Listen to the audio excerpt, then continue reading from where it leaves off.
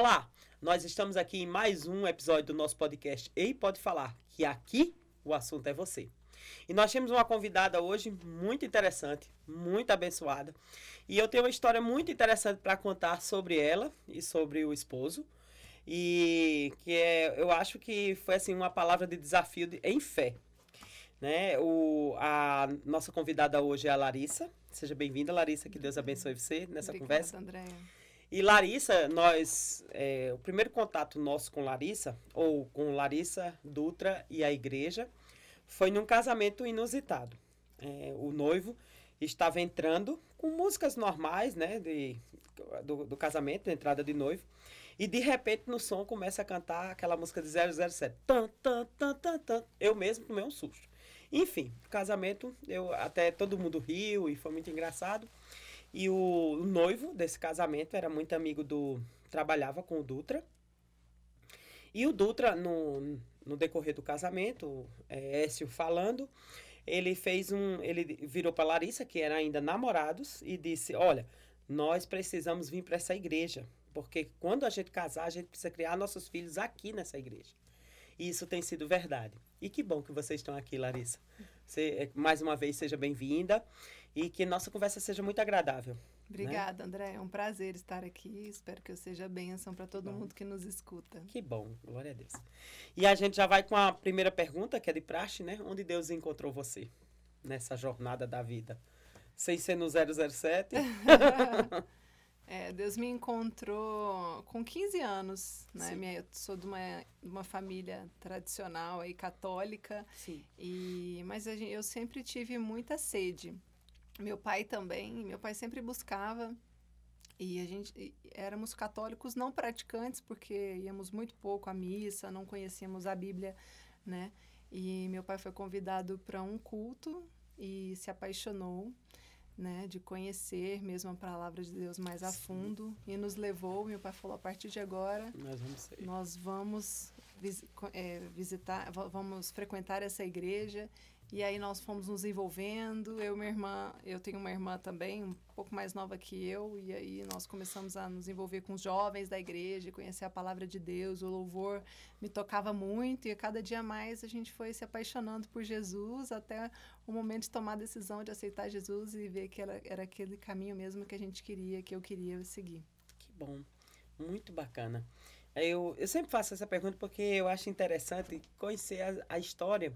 Porque nós temos uma história quando nós nascemos, né? Na nossa vida física, material aqui, deste mundo. Mas nós temos um início também na nossa vida espiritual, né? E falando também nisso, por que a vida é preciosa para você, Larissa? André, eu sou muito movida a propósito, sabe? Sim. Eu nunca gostei de trabalhar sem me sentir produtiva, sentir que eu faço a diferença onde eu estou. Então, eu vejo assim que hoje, né, depois de 34 anos, 35 anos, a vida faz sentido, porque nela a gente pode provar o amor de Deus e o poder de Deus, né? É muito bom, assim.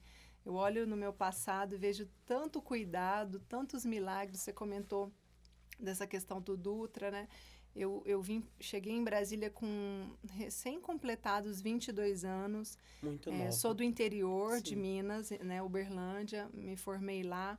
Nem sabia, não era desse mundo de concursos públicos. Fiz o concurso por fazer, porque meu pai me incentivou à época. Nos conte mais essa história, que essa história é muito interessante, né? Porque várias pessoas, às vezes... assim, claro que todo mundo hoje em dia tem uma preparação muito mais, né? E não faz tanto tempo assim, você é muito nova. Mas, assim, também eu acho que isso é o trabalhar de Deus na sua vida, né? Com certeza. Você pode contar um pouquinho dessa história do concurso? Com certeza. Quando eu olho para a minha vida, eu vejo todas as etapas, Deus cuidando, Deus me sustentando. Minha vida vai tomando caminhos, né? E nessa igreja, inclusive, que eu me converti, Igreja Monte Hebron em Uberlândia, eu tive muita base lá, muitas coisas do meu dia a dia mesmo. Eu lembro das palavras que eu ouvi naquela igreja que foram importantes, ficaram firmadas aqui no meu coração.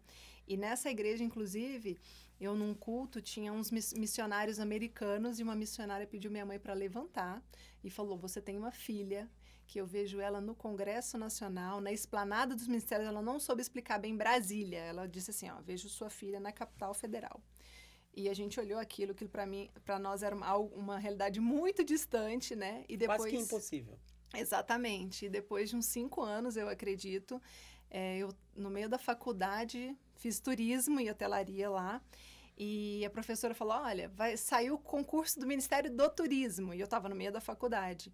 Aí eu cheguei para minha amiga e falei, vamos lá fazer? Vai que dá. E aí eu cheguei em casa e meu pai falou, vai e tenta, não custa. Meu pai sempre incentivou muito a gente a tentar.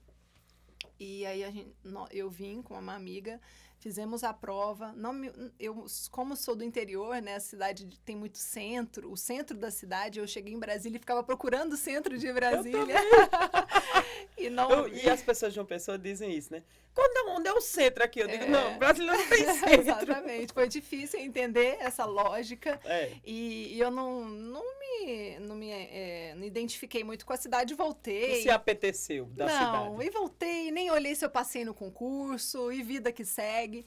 E no mês que eu estava me formando na faculdade, eu lembro que eu tinha um trabalho, eu trabalhava com um setor de eventos lá, um setor de eventos corporativo, e trabalhava muito em algumas épocas e estava entregando a minha monografia e a professora, a minha orientadora falou, olha, você vai perder a monografia porque o horário de trabalho aí não te permite, você vai perder esse semestre. Eu saí no dia do trabalho chorando, porque eu ia perder mais uma aula da orientação e orei, e eu lembro que eu falei, Deus, qual é a vida que o Senhor tem para mim e o que o Senhor tem para mim, né?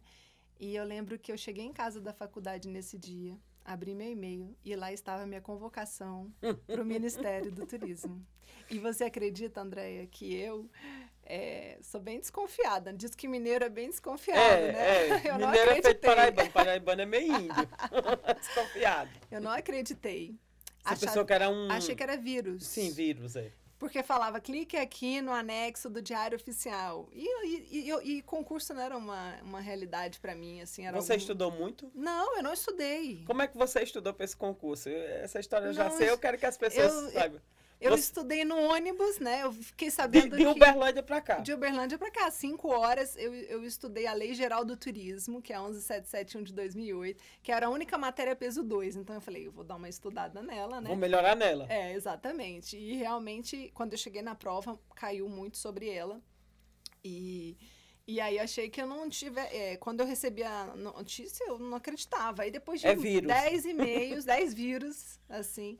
Né? Que vírus insistente chegando no seu e-mail. Esse vírus do céu, viu? Literalmente, porque quase que eu perco, assim, quando eu falei, não é possível, né, que é vírus, esse vírus está insistindo muito. Aí eu liguei, e o pessoal da coordenação lá de pessoas falou, olha, se você não vier tomar posse em 10 dias, você perde a sua vaga. Eu vou agora. Aí eu fui entender qual era o cargo, qual era o salário, eu não tinha ideia de onde eu tinha me metido, né? E aí...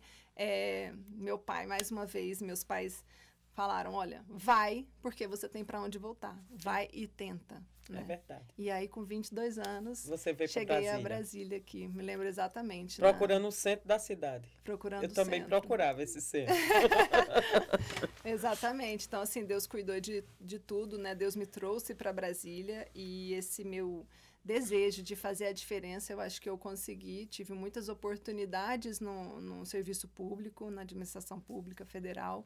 E aqui eu encontrei o Dutra, né?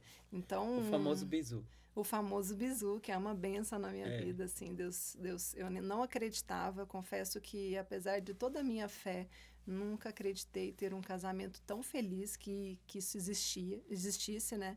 E hoje eu digo, nossa, como Deus é misericordioso, Amém. né? Ele cuida de tudo, de todos os detalhes, é incrível isso. O bizu também foi mais um milagre de Deus, assim. O bizu, sabia que o bizu veio também para Brasília por concurso e eu fui conhecê-lo no Rio de Janeiro. Nem aqui foi. Nem aqui foi. Ele morava aqui, estava lá de missão. Eu fui de férias e a gente se conheceu lá. Então, Deus é maravilhoso. Você estava fazendo turismo lá e conheceu o bizu, que estava trabalhando. Quando Deus tem um plano, propósito, né? Exatamente. Verdade. E eu tenho um testemunho para contar a seu respeito, né? Que nós já trabalhamos bastante juntas em eventos e etc.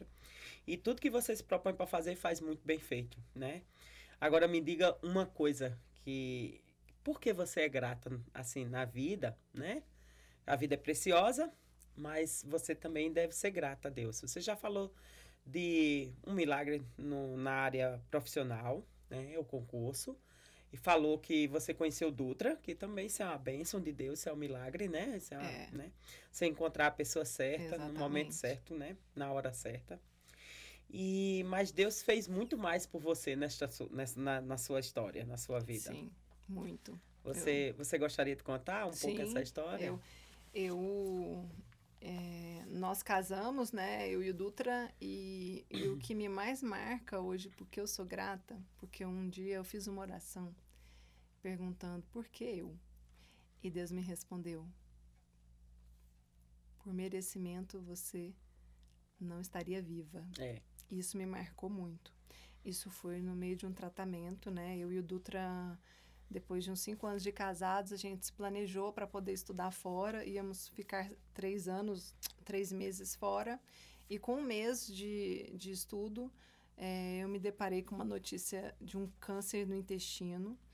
E o médico falou: volte imediatamente para o Brasil. O seu caso tem uma indicação de retirada, de colectomia total, que é a retirada do cólon do intestino todo. E acabou, né, por fim, nós descobrimos que eu, por ser de cidade pequena, meus pais são parentes. Sim. E aí eu tenho um gene recessivo aí e uma síndrome que causa pólipo no estômago e intestino. Então,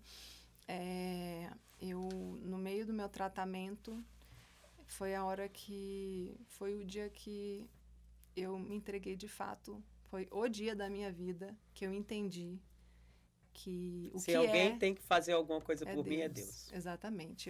Quando eu recebi a notícia de que era câncer mesmo, né? Eu tirei o colo do intestino todo, então hoje eu não tenho mais esse órgão. O médico diz que ele não tem paciente com o mesmo caso que eu, que não tenha tido nenhuma sequela da cirurgia. Então, eu sou um exemplo para o oncologista, para o coloproctologista, para a nutróloga, um exemplo de o quanto que Deus é poderoso. Amém. E que Ele pode fazer milagres. Muito mais do que a gente pensa ou planeja, né? E o tratamento, assim, quando eu descobri, estava internada, eu comecei a entrar numa certa crise, assim, com medo de perguntar a Deus por que eu.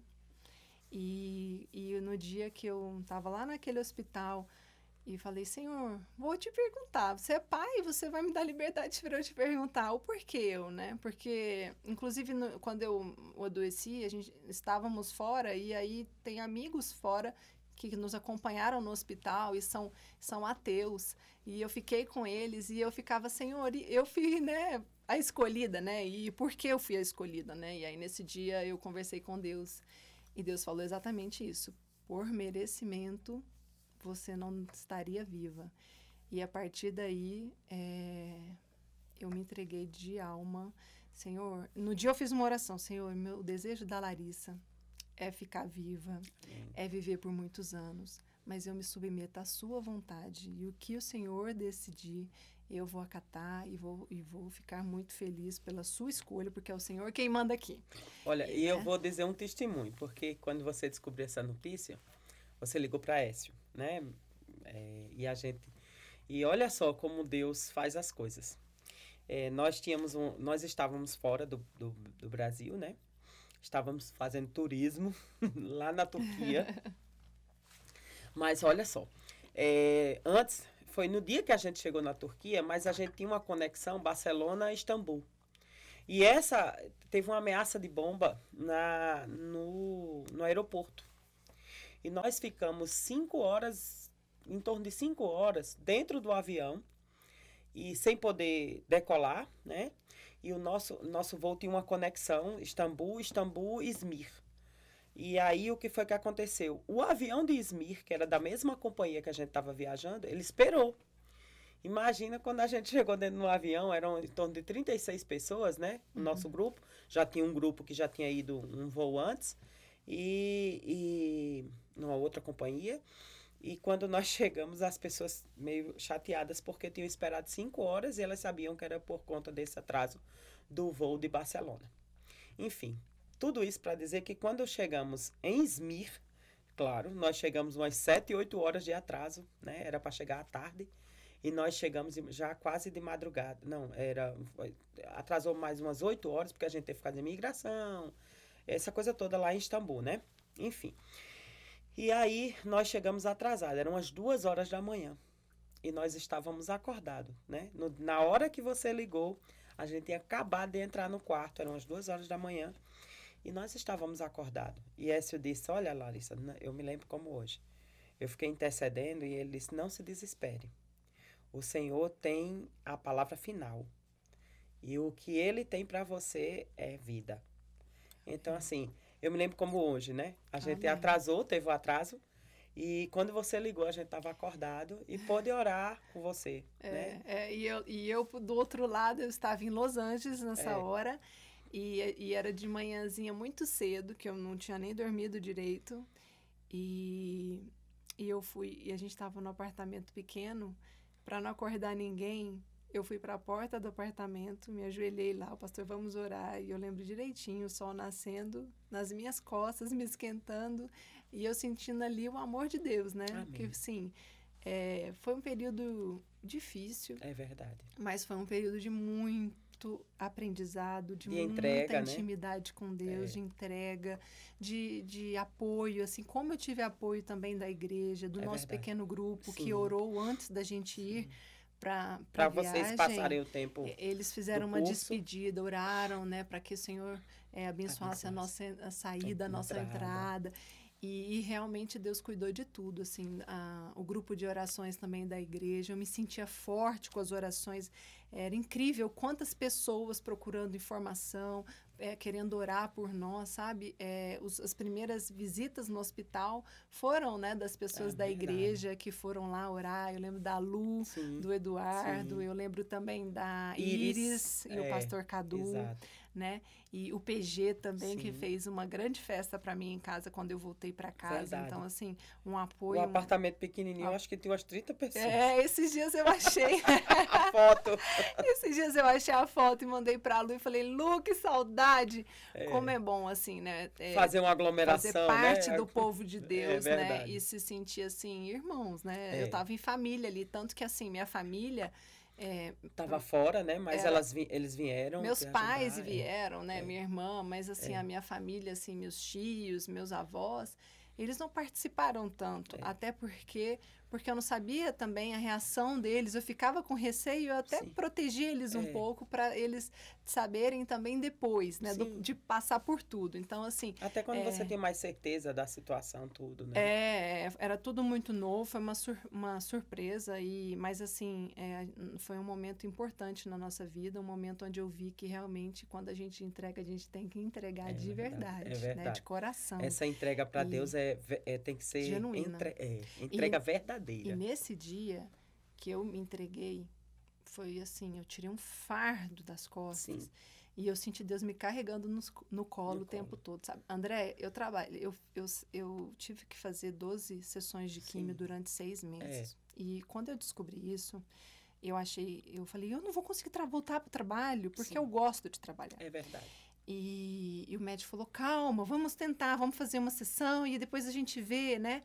E aí, André, eu fiz a primeira sessão, eu olhava para as pessoas na clínica, eu falava, gente, eu tô maravilhosa perto delas.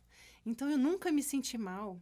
Eu nunca senti que eu estava com enjoo, porque, assim, era muito pouco, sabe? Então, eu consegui, na segunda químio, eu já consegui voltar para o trabalho. Todas as químios que eu fiz, as 10 sessões, eu fui para o trabalho. Eu ia para a clínica, colocava um aparelhinho que fazia a infusão, bomba, né, de infusão. Exatamente, botava ela dentro de uma bolsinha e eu andava no trabalho com aquela bolsinha para cima e para baixo. Sua pochetinha. Exatamente, mas eu consegui trabalhar, me sentir viva, produtiva, sabe? Isso me ajudou Deus é muito bom, né, Larissa? Deus é maravilhoso, porque assim, Ele me sustentou do início ao fim e que toda honra, toda glória seja dada a Ele, porque é Ele quem me sustentou. Amém. Se fosse a força da Larissa, não seria nada. Como ele disse, né?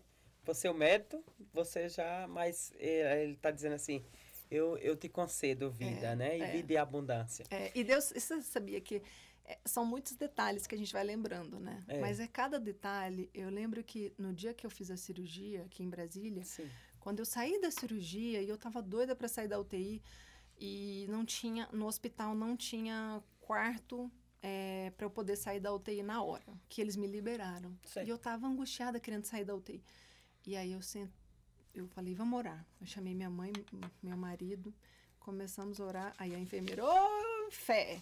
Acabou de liberar um quarto, sabe? Detalhes, assim, que a gente fala, nossa, a mão de Deus em todos os momentos, né? Os médicos também, sabe? Os médicos foram, assim, instrumentos de Deus mesmo para me dar vida, pessoas abençoadíssimas, muitas sábias, que Deus colocou na minha vida. Então, foi um processo muito importante na minha caminhada, na caminhada do meu casamento também, meu marido, minha família também, né? Uma experiência de fé. É verdade.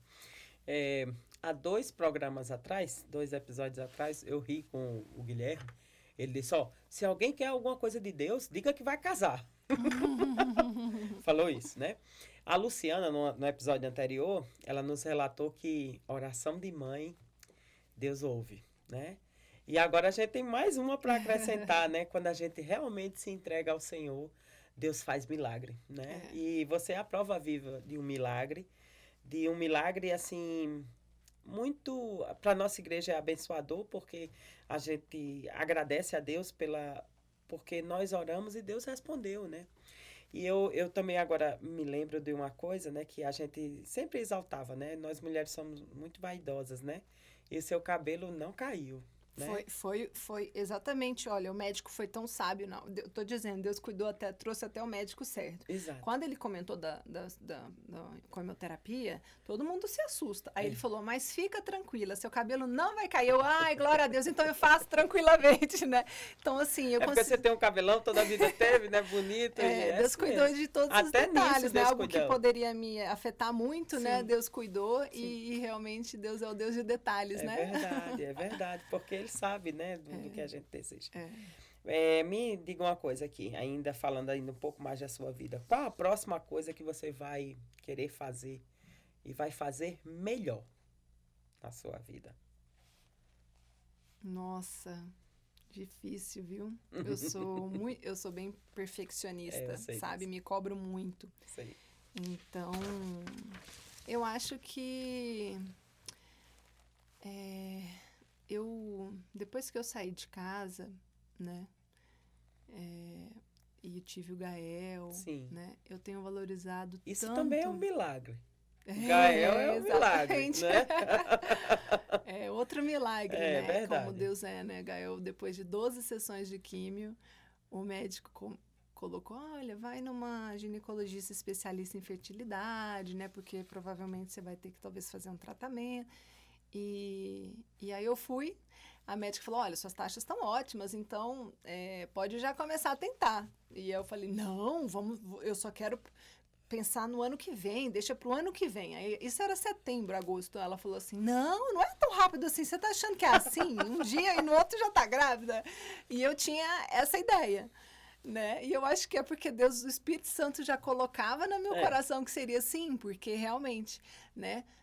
Na primeira vez que nós tentamos, o Gael já veio como prova, assim, aí, né? Que Deus também cuida e concede os nossos desejos, né? 8º dia de ciclo, uma coisa assim, que Deus falou assim, né? Deus fez o sobrenatural para a honra e para a glória ser toda dele, né? E ele fez mesmo, assim. A gente ficamos assim, né? Assustados, eu fiquei chocada com a situação, porque eu tinha acabado até de assumir um desafio no trabalho, tinha recebido um convite à época, e falei, ai, o meu chefe, como é que vai ser? Ele vai achar? Eu falei, Senhor da glória. Foi de propósito. Aí eu falei, mas aí olha que coisa linda, né? O quanto Deus cuida, André. Deus é maravilhoso. E eu, assim, não consigo... Tenho palavras porque, assim, ele cuida de tudo, de todos os detalhes. Esse caso também é outro milagre. Quando eu estava comentando até no almoço com os amigos, né? As mulheres têm muito receio de ter filhos por causa da carreira. As funções, né? Ou o local de trabalho. Por causa da carreira, né? E isso era uma preocupação minha, assim, né? Um pouco. Eu tinha uma certa preocupação. Até porque você era muito jovem, né? E estava ascendendo na carreira, né? E eu tinha essa preocupação. E aí eu engravidei. Falei, Senhor da glória, e agora? Aí eu falei, meu chefe vai achar que eu fiz isso de propósito, que eu aceitei esse desafio porque eu queria engravidar. Aí eu fui contar pro meu chefe toda sem graça. E quando eu contei, ele chorava de emoção. Olha aí. Porque ele sabia que Com era certeza Deus, que é né? Deus, Foi É Deus que mandou o verdade. Gael. É verdade. E aí, logo após, a tendência, né? Às vezes a pessoa às vezes fica ali naquela função, né? Volta, tem um filho, volta, depois pode ter outra oportunidade. E ele logo teve uma oportunidade, chegou para mim e falou, quero conversar com você. Você está grávida e eu quero te promover. Olha aí. Aí eu falei, ô glória, Ô, ô chefe abençoado. Deus está me cuidando também disso aí, não é? Deus não estou cuidando perdendo, da estou carreira. ganhando. Eu fui promovida Sim. numa gravidez e Deus me deu toda a estrutura para poder ter o Gael tranquila, sabe? Coloquei uma substituta onde eu saí de licença tranquila, num ambiente. Ele falou, quero te tirar dessa função que é muito estressante. Realmente eu era chefe de gabinete. Sim. Então, assim, era uma correria danada, onde eu verdade. aprendi muito, mas ele falou, quero te colocar numa função mais calma e que você tenha tranquilidade de ter uma gestação tranquila. Amém. E foi tudo uma bênção. Olha aí, Deus cuidando de tudo, né? É, exatamente. E para a gente falar mais um pouquinho, qual é o valor da família? Minha família tem esse valor na sua vida. A família é a base, né? Eu tive a sorte, assim, de ter pais, né? De ter pais ainda muito valorosos que me passaram muito apoio, sabe? Eu sempre fui muito apoiada em casa. Meu pai, minha mãe sempre me colocaram, assim, eu também tenho essa ousadia de querer ir além e eles me jogavam para frente e para cima, sabe? Então, assim... Incentivavam, né? Muito, muito. Quando eu passei no concurso, eu já estava prestes a ir pro exterior, fazer aqueles programas de au pair lá e trabalhar e tudo. Então, assim, meus pais sempre me apoiaram muito. Eu tive essa segurança em casa, essa base, o que me deu muita segurança, né? Para poder ter um casamento saudável e que tem sido inspiração para mim no meu casamento também, né? E peço a Deus também para ser referência para o Gael também, porque realmente é uma segurança. Hoje a gente vê o quanto ter uma família estável faz bem para a criança. Faz, sim. Nós A fizemos... criança é calma, né? Independente das características, né, da criança, mas uma criança segura, muito... exatamente. Ela fica segura, ela fica tranquila.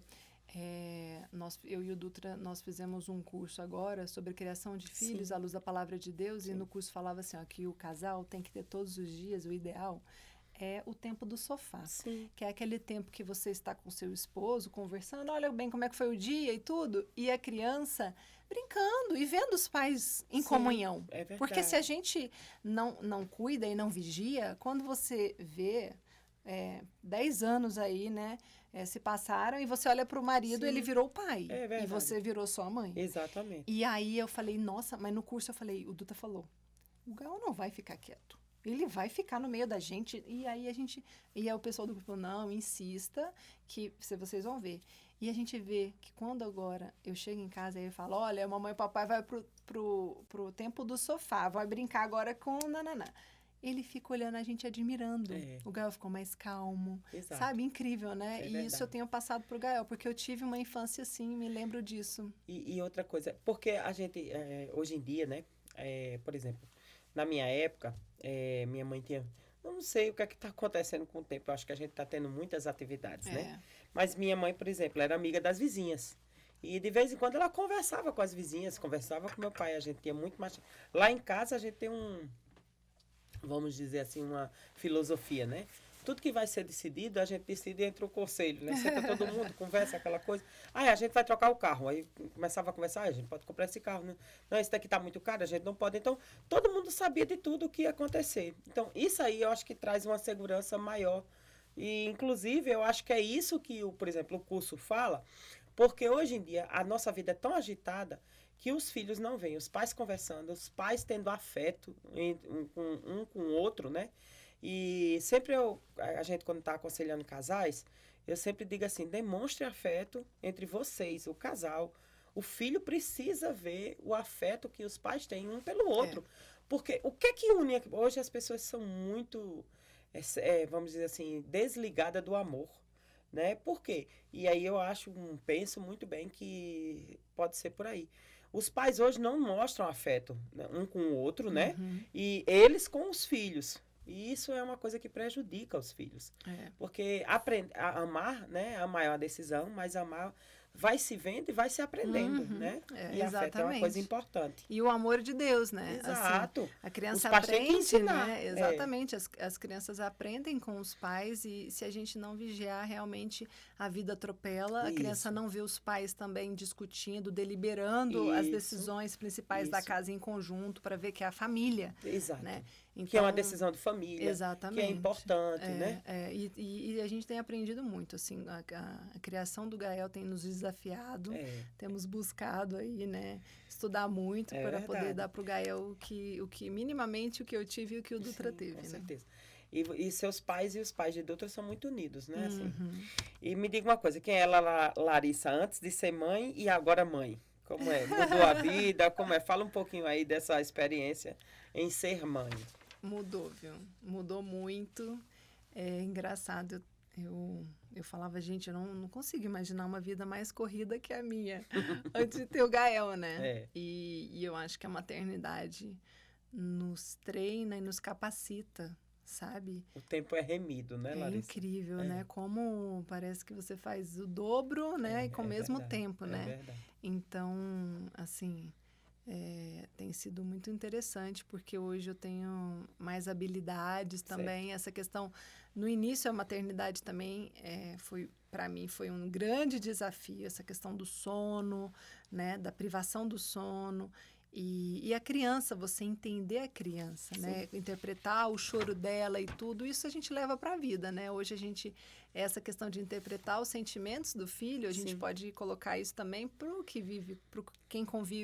quem convive conosco, né? Uhum. E isso tem sido muito interessante para mim e tem sido muito produtivo, assim. Hoje eu vejo que eu tenho uma vida muito melhor do que eu tinha antigamente, mesmo diante de tantos desafios com o Gael, né, da criação dele e tudo, porque a gente tenta também ter um tempo de qualidade com ele. Então, assim, eu chego do trabalho, eu e o Dutra, a gente fica realmente em casa, assim, disponíveis mesmo, em família, curtindo em família, e o Gael sente muito isso. Então, assim, tem sido muito produtivo, Isso eu digo. É A Larissa mãe é mais produtiva. É verdade. Não deixou de ser produtiva, só que agora voltada para Gael, né? Exatamente. Me diga uma coisa, com relação à espiritualidade, igreja, enfim. Vamos aqui dar uma misturada aqui. Você já sentiu, mesmo que velado, algum preconceito porque você é cristã, é evangélica? É engraçado, né? Que a gente fala que o pessoal fala muito assim, né? Que os cristãos são preconceituosos, né? Mas a gente sente o contrário, né? É verdade, a gente sente ao outro lado, né? Exatamente. No trabalho, tive a oportunidade de convidar para trabalhar comigo um pastor que tem um currículo incrível. E aí a nomeação dele, né, teve toda uma repercussão e tudo, né? E eles usaram muito nos títulos, assim, né? Por ser pastor, né? E eu fiquei muito triste com essa situação. Independente dele ser pastor, ele é também um profissional, né? Que maravilhoso. Se capacitou. Exatamente. Então, né? assim, Nós também nos capacitamos para fazer, né? Nosso trabalho. Exatamente. Então, assim, acho que eu nunca fui realmente refém de um preconceito assim, ativo, mas velado. A gente sente. E vivo diariamente isso. Eu acho que os cristãos hoje que estão sendo mais perseguidos, né? É verdade. No Brasil, eu acho que tem um outro tipo de perseguição, não sei se é aquela perseguição que, por exemplo, existe aí no exterior, mas no Brasil eu acho que existe sim, essa coisa mais velada, né? Vamos falar um pouquinho agora do profissional. Você é turismóloga, né? Nome chique, para dizer para aquelas pessoas que fizeram um curso de turismo. Como é? Que dificuldade tem o turismólogo? E como você decidiu fazer esse curso? Fale aí para a nossa juventude, para alguém que quer decidir, né, seguir nessa área. Como você decidiu e quais são as dificuldades da profissão? Assim? Você não encontrou muitas, que Deus te abençoe, glória a Deus. É verdade. Mas existem, né, as dificuldades. Sim, existem os desafios, né? Exatamente. O turismo no Brasil é um setor muito relevante. O Brasil Sim. tem um potencial altíssimo para o turismo. É o primeiro país em recursos naturais do mundo. Com certeza. Aqui né? a gente tem quase tudo. Eu acho que até o Nordeste, que é meio parecido com o deserto. Do norte ao sul, né? Todo lugar tem um... Nós temos... eu estava esse final de semana até a trabalho na Serra Catarinense, né? Numa vinícola. E aí a gente vê assim, né? Como o Brasil é diverso, né? Em todos os sentidos. Não só nos destinos, como até, né, nas tradições. Sim. E é muito lindo. A gente vai para o Nordeste, o sotaque do nordestino, né? O mais importante, a gente falar a mesma língua, né? Isso facilita demais. É incrível mesmo. O Brasil é maravilhoso. E eu escolhi o turismo porque eu sou muito apaixonada, sabe? E eu queria trabalhar com sonhos. E aí... o turismo é sonho mesmo. É sonhos. O turismo, você vende sonhos, né? Você vende sonhos e é uma responsabilidade muito grande você frustrar um sonho. É verdade. Né? Então, comecei o turismo nesse sentido. Era um curso novo também, Sim, né? Eu acho que eu comecei em 2005, por volta de 2005, 2004. Era um curso novo, recém-lançado no Brasil, e tinha poucas unidades no Brasil de universidades com esse curso. E aí abriu na minha cidade e eu estava em dúvida entre turismo e administração. E aí eu falei, essa questão dos sonhos, né, da questão do encantamento, de conhecer o mundo, né, de conhecer as culturas, isso me seduziu e eu acabei indo para o turismo. E acho que hoje o turismo é uma indústria, né, com potencial muito grande, tem já grandes perspectivas. O Ministério hoje tem atuado muito na questão de melhorar a acessibilidade, a conectividade. Nós somos o país com a tarifa das passagens aéreas, uma das tarifas mais altas do mundo. Então, o Ministério acabou agora, recentemente, já conseguindo aí uma iniciativa que vai diminuir o valor das passagens, que é a questão dos combustíveis das aeronaves. Antigamente, a legislação permitia só um tipo de combustível, e isso encarecia o preço das passagens, e o Ministério conseguiu, né, por um esforço com o Congresso, aí conseguiu autorizar.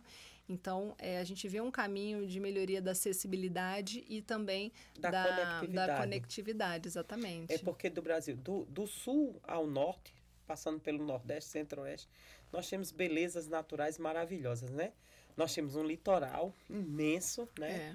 Nós temos uma floresta que é, assim, desejada pelo mundo inteiro, né? Tanto na ciência quanto próprio turismo mesmo, né? E nós temos, por exemplo, no sul, os Pampas, né?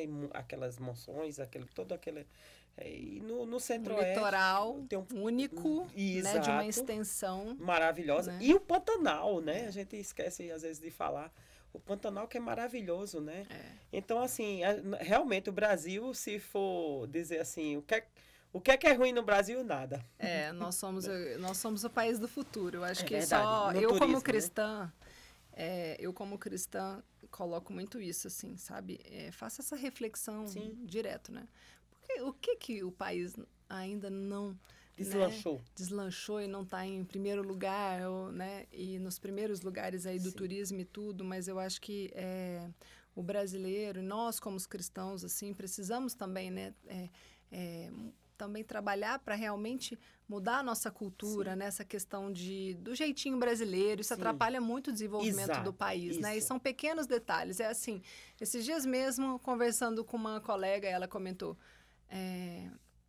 sobre a filha, e ela falou, eu fui num parquinho, só podia criança de até 5 anos. Aí ela falou, eu pedi o meu filho para falar que tem 4. Aí eu falei, né? Isso que a gente está criando um futuro do Brasil, né? Então, assim, nós temos uma responsabilidade muito grande hoje nas mãos. Eu acho que podemos fazer a diferença e mudar o futuro do Brasil, porque o Brasil é um país muito rico. Muito rico. Né? Nós precisamos gerir ele cada vez melhor, com mais transparência ética, né? Então, assim, e tendo certeza de que estamos fazendo certo. Então, eu acho que O turismo é uma indústria que tem Que um emprega futuro muitas pessoas, né? Dá muito. emprego a E o muita turismo gente. envolve 52 cadeias econômicas no Sim. Brasil. A gente viaja, a gente tem pet em casa. Exato. Se você Tem que viaja, deixar você o deixa pet. ele no pet shop, né? Então, envolve tantas cadeias que a gente não tem noção do da contribuição do magnitude de turismo você. no PIB do Brasil, Exatamente. entendeu? Porque também temos dificuldades nessas pesquisas. Sim. O turismo é uma indústria tão transversal que é até difícil mensurar Exato. o seu potencial e hoje também o que ele é capaz, né, na economia, o que ele afeta a economia brasileira. Então, assim, eu acho que é uma profissão até de futuro. Sim. Tem muitas contratações, o Brasil está recebendo cada vez mais redes internacionais. O turismo, apesar da pandemia, ainda está voltando com tudo. Sim, Nós teremos um final do ano agora com 100% de ocupação, graças a Deus. Então, eu acho que tem tudo para dar certo. E agora as pessoas querem viajar, né? Porque querem sair tirar dessa o atraso, redoma. né? Tirar Querem o atraso. sair também dessa redoma que nós vivemos aí por quase 2 anos, né? Eu acho que o Brasil precisa também. E muita gente está sem viajar para o exterior, então vamos viajar no Brasil, né? Que também é lindo, né? E o Brasil tem tudo, né? Porque a gente, assim, igual agora eu fui para a Serra Catarinense, né? Todos os passeios são ao ar livre, então, assim, tudo coopera para um período pós-pandêmico, né? Verdade. A pessoa quer ir para a praia, quer ir para um parque natural. Exato. Então, a gente tem tudo, tem todas as condições de atender essa demanda aí reprimida por tanto tempo, né? Uma vez eu fui fazer um turismo lá em Santa Catarina. Aí eu tava naquela praia Daniela, né? Eu olhava para um lado, argentino. Argentina, eu digo, sim, só tem nós aqui de nordestino, o resto tudo é argentino.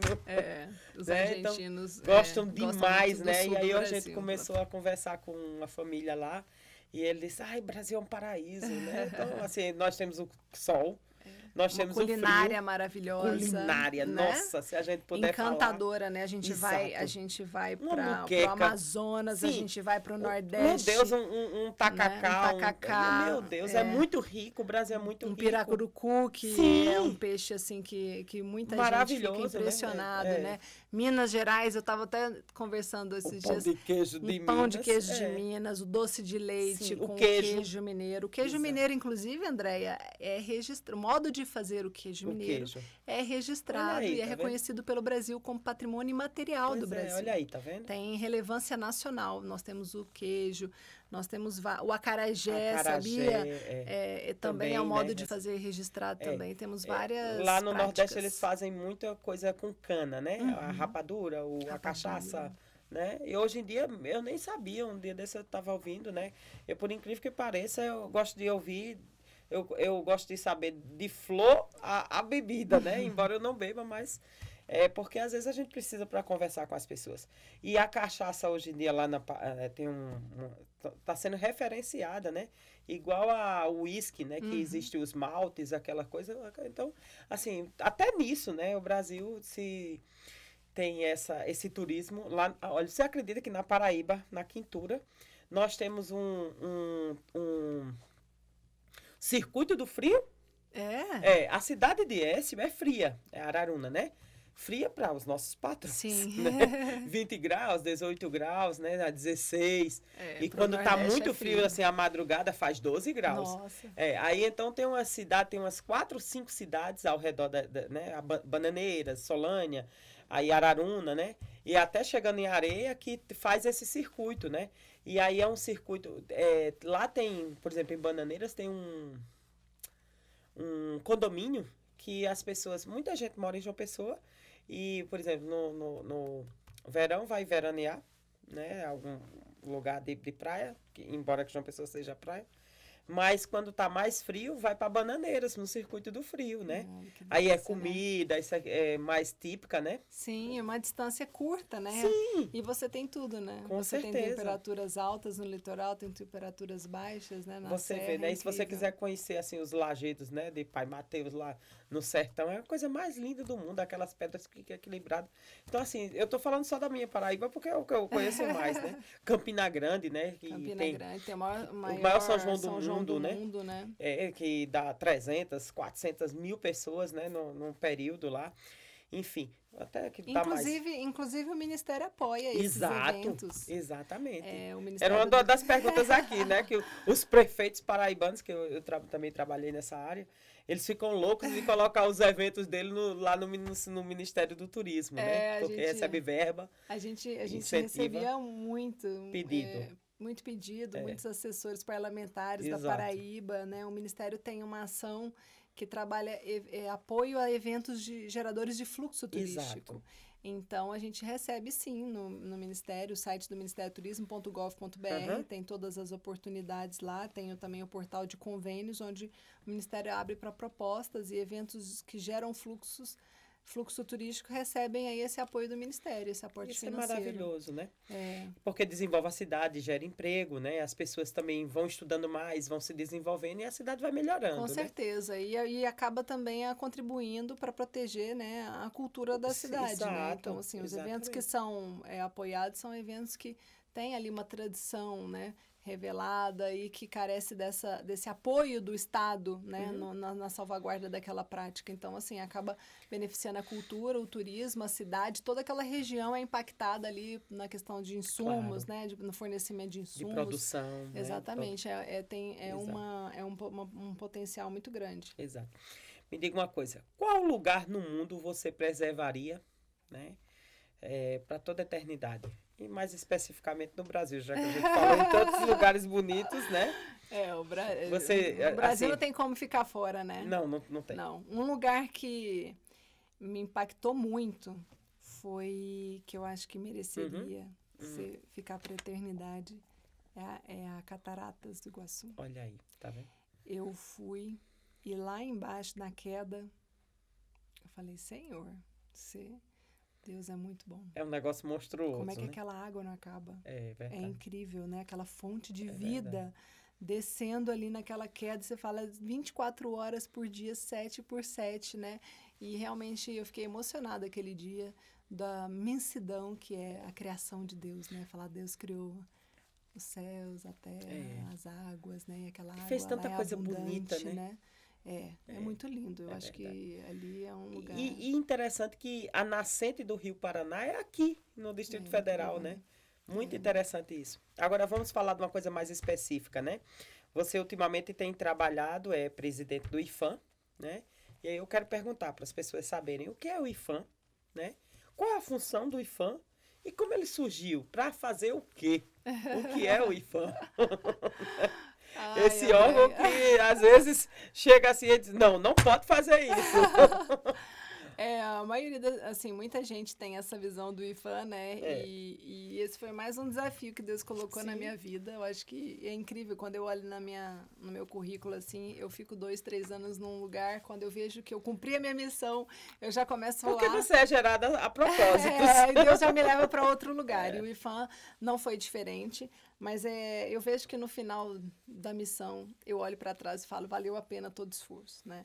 Então, recebi esse convite, né? Hoje estou presidente do IPHAN. O IPHAN é o Instituto do Patrimônio Histórico Artístico Nacional.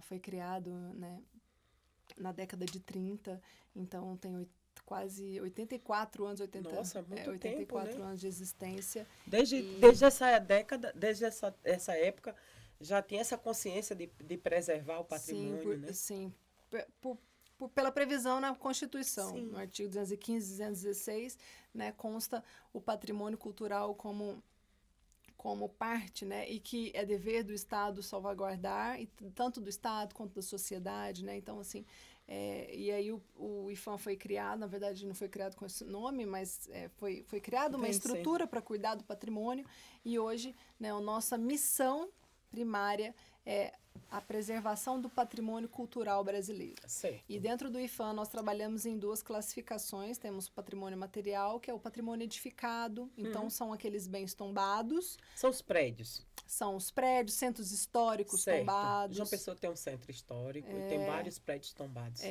Igrejas. Nós temos mais de universo, né? De bens que o IPHAN é responsável. Brasília é tombado, É tombada, a cidade de Brasília é tombada. E nós Ouro Preto, né? Nós temos uma série de bens tombados individualmente e também tombamos os centros históricos, né, conjuntos urbanos. Certo. E também cadastramos sítios arqueológicos, também Sim. são bens acautelados. E por outro, se você, só para ter uma ideia mais ou menos de números, nós temos mais ou menos 1.300 bens tombados no Brasil São individualmente. 15 centros urbanos tombados que contemplam mais de 84 mil imóveis e 28 mil sítios arqueológicos cadastrados. Certo. E Na temos, Paraíba tem alguns. A Pedra de Itacoatiara, as pegadas dos dinossauros. o Brasil é incrível.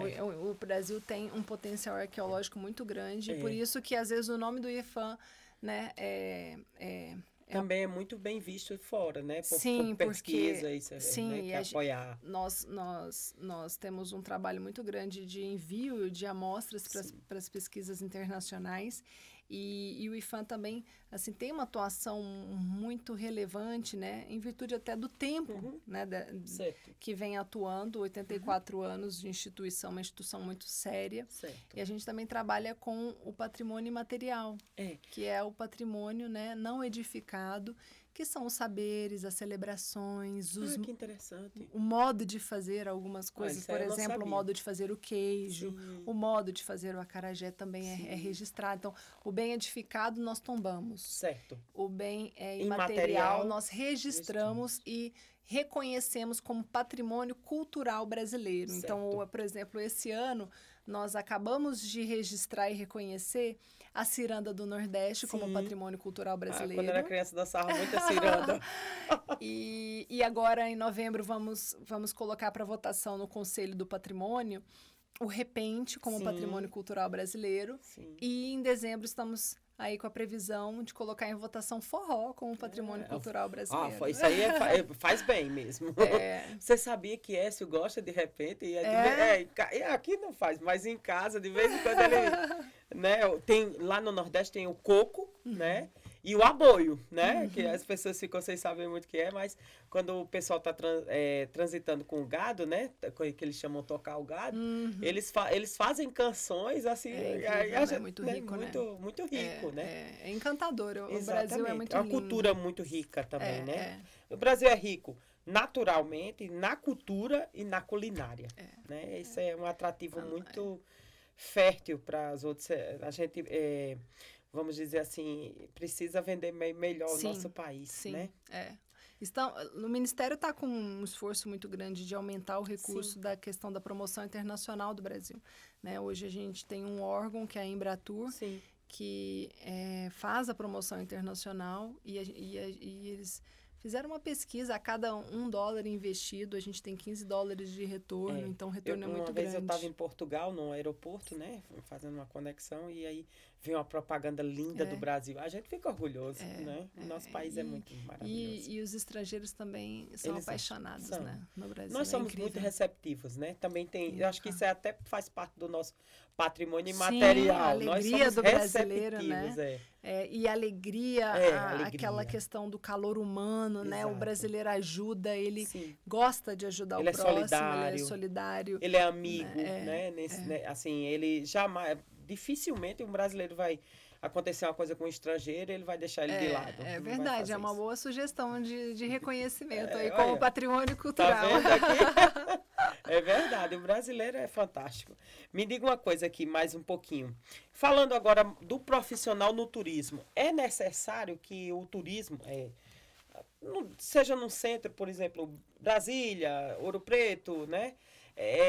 Tenha um profissional de turismo para guiar as pessoas, ou isso é obrigatório? Como é feito? E que perfil deve ter esse profissional do turismo?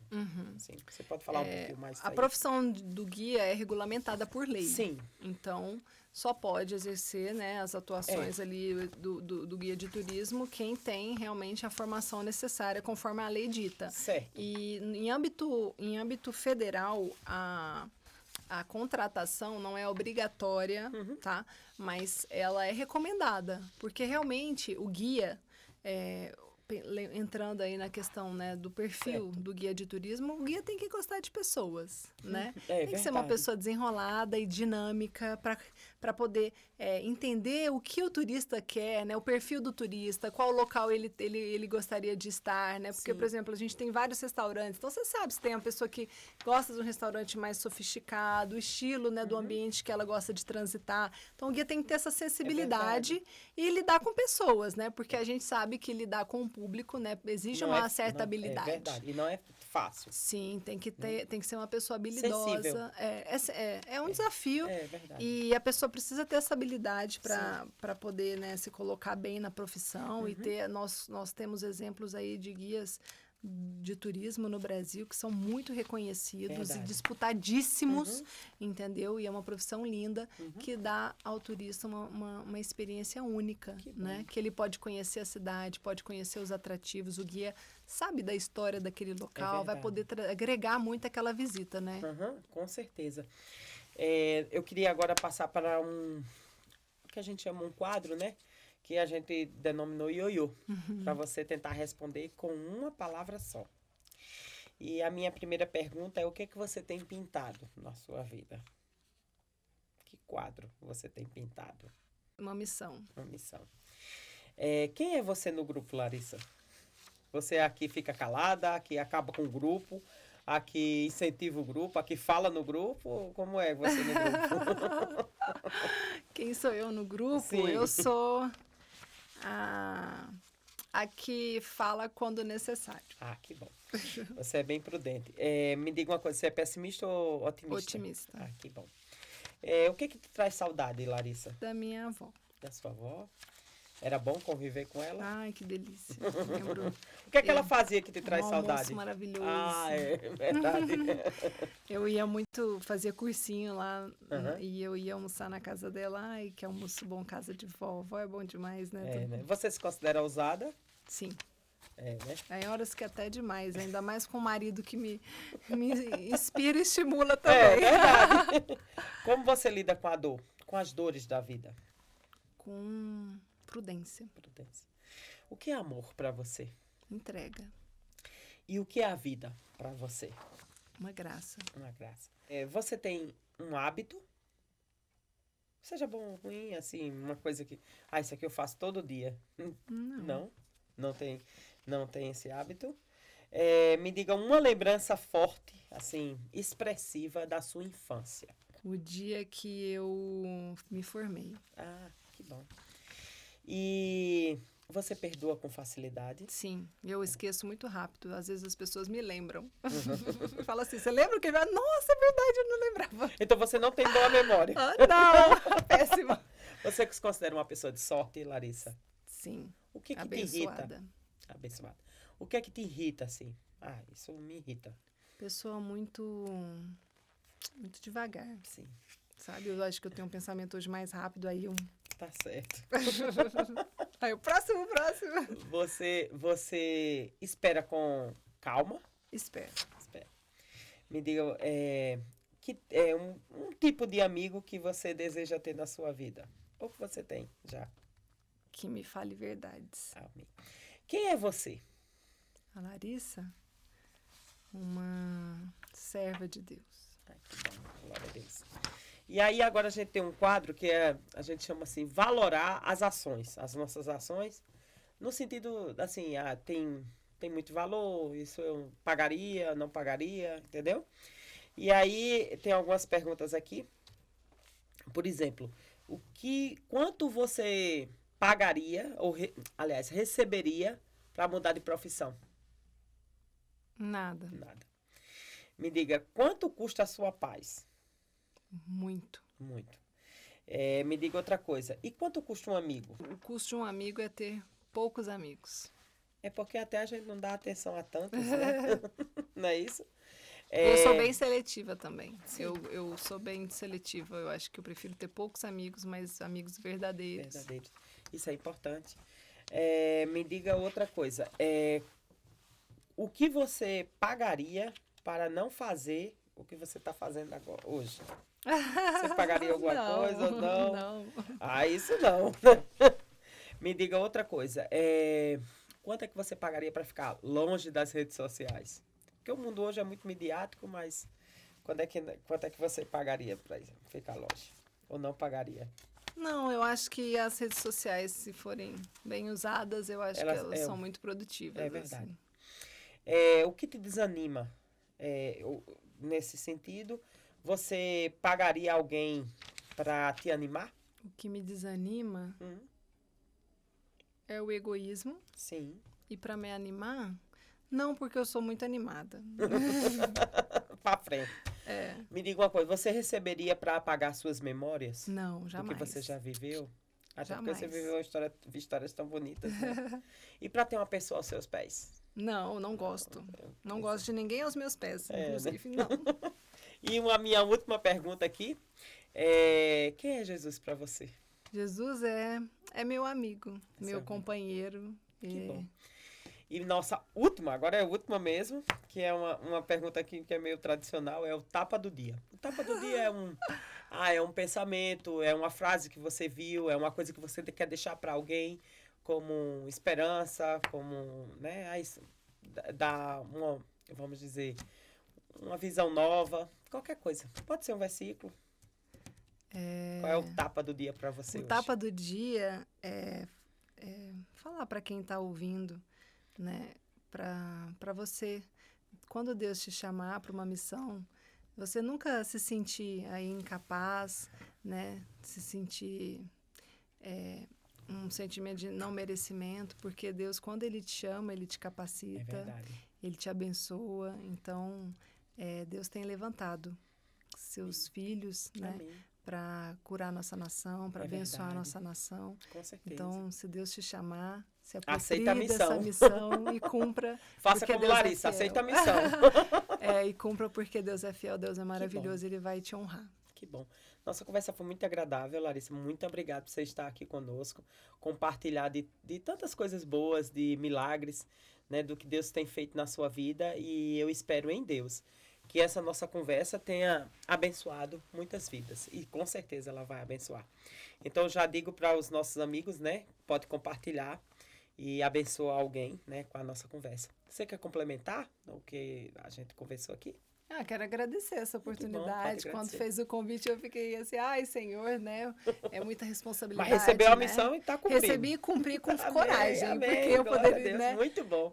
A vontade era realmente, né, me furtar dessa missão, mas realmente eu acho que a gente sempre tem algo para contribuir na vida do outro, para abençoar o irmão, né, as pessoas. Então, o exemplo, né?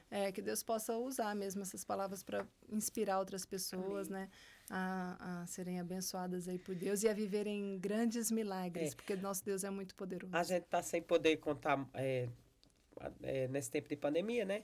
Então, assim, foi uma forma que nós arrumamos de contar exemplos, né? Contar histórias, como você falou aqui, que você foi curada, que Deus fez assim, você conheceu Dutra, passou no concurso. Então, eu acho que isso é uma forma da gente estar levando Jesus para as pessoas, né? Através do nosso exemplo. É uma forma de evangelizar as pessoas. Com certeza. Tá e certo? Lembrá-las, né? Que Jesus cuida e nos sustenta, né? Pode fazer milagres no dia de hoje. Nosso Deus é um Deus de milagres. Amém. Glória a Deus. Muito obrigada Amém. pela sua participação. Obrigada. Um abraço em Dutra. Um cheirinho em Gael. Gael é muito lindo. Viu? Que Deus abençoe você, viu? Lá na sua missão. E que você possa sempre contar com a bênção do Senhor. Amém. Obrigada. E vocês, eu já vou logo dizendo que nós temos uma programação toda especial planejada para vocês. Na sexta-feira, o nosso cabeção, que é o culto dos adolescentes. No sábado, o culto da Lake, que é para o jovem. Você jovem, pode vir. Você será muito bem-vindo. E no domingo, nós temos o dia do Senhor. E ele é feito para você, com 9 horas a escola bíblica, 10h15 o culto da manhã e 19 horas o culto da noite. E participa conosco, não perde a sua bênção, que Deus tem milagres para você.